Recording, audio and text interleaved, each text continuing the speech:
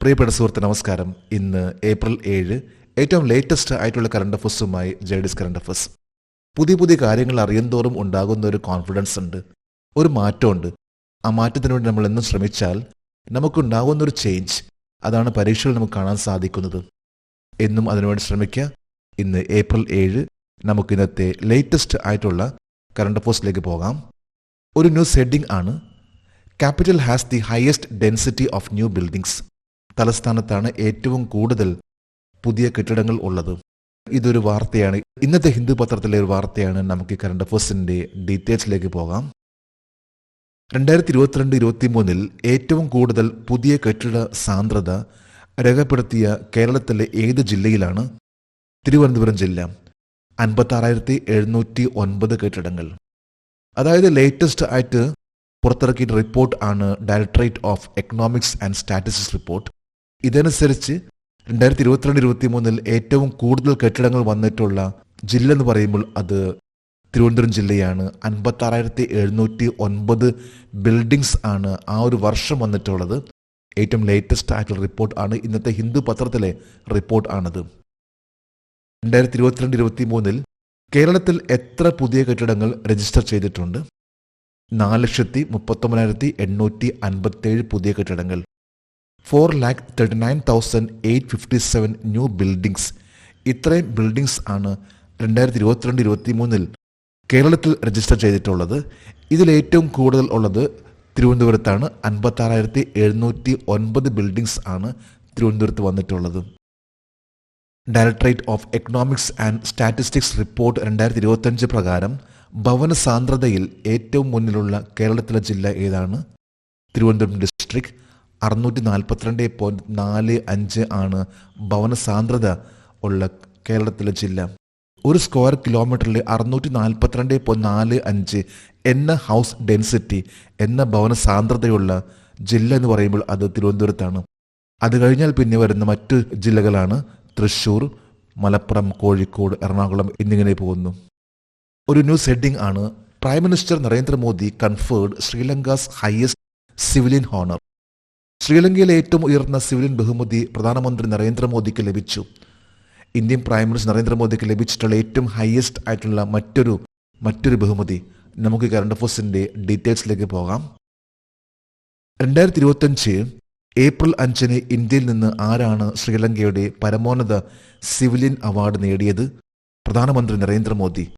Indian prime minister Narendra Modi നടത്തിയിട്ടുള്ള ഏറ്റവും അടുത്തുള്ള ശ്രീലങ്ക സന്ദർശന വേളയിലാണ് ഇന്ത്യൻ പ്രൈം മിനിസ്റ്റർ നരേന്ദ്രമോദിക്ക് ഈ ഒരു അവാർഡ് ലഭിച്ചിട്ടുള്ളത്, ഈ ഒരു ബഹുമതി ലഭിച്ചിട്ടുള്ളത്.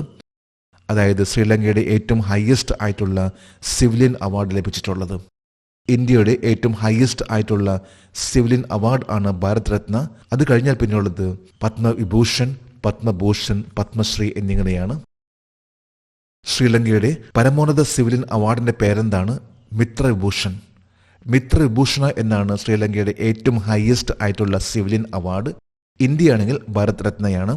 2025 ഏപ്രിൽ 5 പ്രധാനമന്ത്രി നരേന്ദ്രമോദിക്ക് ശ്രീലങ്കയുടെ പരമോന്നത സിവിലിയൻ ബഹുമതിയായ മിത്രവിഭൂഷണ സമ്മാനിച്ച രാഷ്ട്രപതിയുടെ പേര് പ്രസിഡന്റ് അനുരകുമാര ദിസ്നായകെ. ശ്രീലങ്കയുടെ ഇപ്പോഴത്തെ പ്രസിഡന്റ് ആണ് അനുരകുമാർ ദിസ്നായകെ. അദ്ദേഹമാണ് ഇന്ത്യൻ പ്രൈം മിനിസ്റ്റർ നരേന്ദ്രമോദിക്ക് ഏറ്റവും ഹയസ്റ്റ് ആയിട്ടുള്ള മിത്രവിഭൂഷണ എന്ന സിവിലിയൻ അവാർഡ് നൽകിയത്. ഇത് നൽകിയിട്ടുള്ളത് ഏപ്രിൽ 5 ശ്രീലങ്കയുടെ പ്രധാനമന്ത്രി ആരാണ്? ഹാരിണി അമരസൂര്യ. ശ്രീലങ്കയുടെ ഇപ്പോഴത്തെ പ്രൈം മിനിസ്റ്റർ ആണ് ഹാരിണി അമരസൂര്യ. പ്രസിഡന്റ് അനുരകുമാര ദിസ്നായകെ. ഒരു ന്യൂസ് ഹെഡിംഗ് ആണ്, Bangladesh takes over chairmanship of BIMSTEC for next 2 years. അടുത്ത 2 വർഷത്തേക്ക് ബിംസ്റ്റെക്കിന്റെ ചെയർമാൻ സ്ഥാനം ബംഗ്ലാദേശ് ഏറ്റെടുക്കുന്നു. ഏറ്റവും ലേറ്റസ്റ്റ് ആയിട്ടുള്ള വാർത്തയാണിതും. ഇന്നത്തെ മിക്കവാറും എല്ലാ പത്രങ്ങളിൽ വന്നിട്ടുള്ള ഒരു വാർത്തയാണ് ബംഗ്ലാദേശ് ബിംസ്റ്റെക് എന്ന സംഘടനയുടെ ചെയർമാൻഷിപ്പ് ഏറ്റെടുക്കുന്ന കാര്യം. നമുക്ക് കറണ്ട് അഫേഴ്സിന്റെ ഡീറ്റെയിൽസിലേക്ക് പോകാം. 2025 ഏപ്രിൽ 4 അടുത്ത 2 വർഷത്തേക്ക് ബിംസ്റ്റെക്കിന്റെ പുതിയ ചെയർപേഴ്സണായി ഔദ്യോഗികമായി ചുമതലയേറ്റ രാജ്യം ഏതാണ്? ബംഗ്ലാദേശ്. ഏപ്രിൽ 4 ഈ ദിവസമാണ് ബിംസ്റ്റെക് എന്ന സംഘടനയുടെ ചെയർമാൻഷിപ്പ് എന്ന ആ ഒരു സ്ഥാനത്തേക്ക് ബംഗ്ലാദേശ് വരുന്നത്. ഇത് മൂന്നാമത്തെ പ്രാവശ്യമാണ് ബംഗ്ലാദേശ് ഈ ഒരു സ്ഥാനത്തേക്ക്, അതായത് ചെയർമാൻഷിപ്പ് ഓഫ് ബിംസ്റ്റെക്കിൻ്റെ ആ സ്ഥാനത്തേക്ക് എത്തുന്നത്. അടുത്ത 2 വർഷത്തേക്കാണ് ബിംസ്റ്റെക്കിൻ്റെ ചെയർമാൻഷിപ്പിലേക്ക് ബംഗ്ലാദേശ് എത്തുന്നത്. അത് ഏപ്രിൽ 4 തീയതിയാണ്.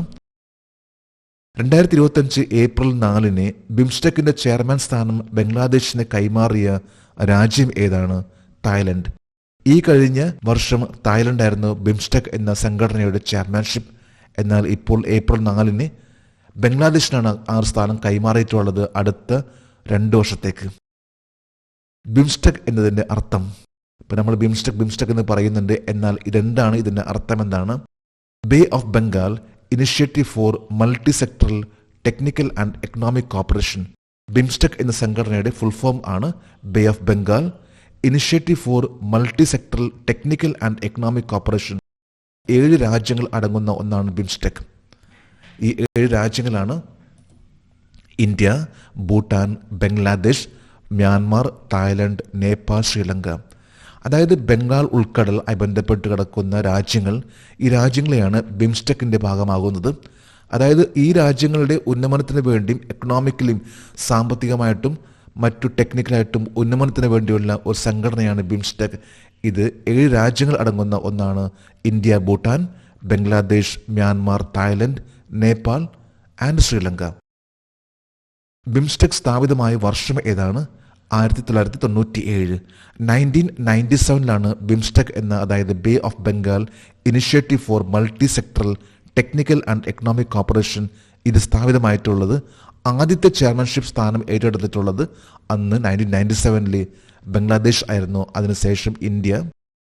ഒരു ന്യൂസ് ഹെഡിംഗ് ആണ്, Sudarsan Pattnaik becomes first Indian to win Fred Darrington sand art award. Fred Darrington sand art award നേടുന്ന ആദ്യ ഇന്ത്യക്കാരനായി സുദർശൻ പട്നായിക്. ഇന്ത്യയിൽ വളരെ പ്രൊഫഷണൽ ആയിട്ടുള്ള ഒരു സാൻഡ് ആർട്ടിസ്റ്റ്, മണൽ കൊണ്ട് ഉണ്ടാക്കുന്ന ശില്പങ്ങൾ അതിൻ്റെ പ്രഗത്ഭനായിട്ടുള്ള വ്യക്തിയാണ് സുദർശൻ പട്നായിക്. അദ്ദേഹം ലേറ്റസ്റ്റ് ആയിട്ട് Fred Darrington sand art award കരസ്ഥമാക്കി. നമുക്ക് കറണ്ട് അഫയേഴ്സിൻ്റെ ഡീറ്റെയിൽസിലേക്ക് പോകാം. Fred Darrington sand master award ലഭിച്ച ആദ്യ ഇന്ത്യക്കാരൻ ആരാണ്? സുദർശൻ പട്നായിക്. ഒഡീഷ സ്വദേശിയായിട്ടുള്ള സുദർശൻ പട്നായിക്, അദ്ദേഹമാണ് ഇപ്പോൾ ലേറ്റസ്റ്റ് ആയിട്ടുള്ള Fred Darrington sand master award കരസ്ഥമാക്കിയിട്ടുള്ളത്. ഏതാണ്ട് 65ഓളം ഇന്റർനാഷണൽ മത്സരങ്ങളിൽ വിജയിച്ചിട്ടുള്ള വ്യക്തിയാണ് സുദർശൻ പട്നായിക്. 2025 അന്താരാഷ്ട്ര മണൽ കലാമേളയിൽ മണൽ കലയ്ക്ക് നൽകിയ മികച്ച സംഭാവനകൾക്ക് Fred Darrington sand master award ആർക്കാണ് ലഭിച്ചത്? സുദർശൻ പട്നായിക്. ഈ കഴിഞ്ഞ ലേറ്റസ്റ്റ് ആയിട്ട് നടന്നിട്ടുള്ള 2025 ഇന്റർനാഷണൽ സാൻഡ് ആർട്ട് ഫെസ്റ്റിവൽ, ഈ ഒരു ഫെസ്റ്റിവലിലാണ് Fred Darrington sand master award Sudarsan പട്നായിക്കിന് ലഭിച്ചിട്ടുള്ളത്. 2025 അന്താരാഷ്ട്ര മണൽ കലാമേള എവിടെയാണ് നടന്നത്? Dorset, England. ഇംഗ്ലണ്ടിലെ ഡോർസെറ്റ് എന്ന സ്ഥലത്താണ് ഇന്റർനാഷണൽ സാൻഡ് ആർട്ട് ഫെസ്റ്റിവൽ 2025 നടന്നിട്ടുള്ളത്.